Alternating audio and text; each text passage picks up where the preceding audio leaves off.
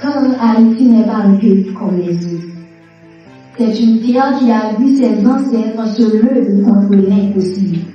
Une terre où des hommes et des femmes ont choisi la liberté plutôt que la soumission, la dignité plutôt que la peur.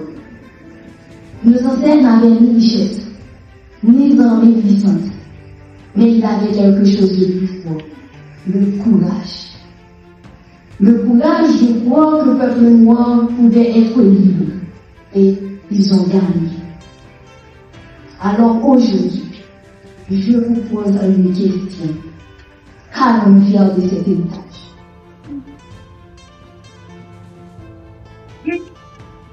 Allons-nous laisser la peur diriger nos rues? Allons-nous accepter que nos routes soient bloquées? Que nos enfants vivent dans l'insécurité? Que notre peuple perde l'espoir? Ou allons-nous, comme nos ancêtres, trouver le courage d'agir? Mesdames, messieurs, le peuple haïtien ne demande pas l'impossible. Il demande la paix. Il demande la sécurité. Il demande le pouvoir de circuler librement, vivre dignement, fonder librement.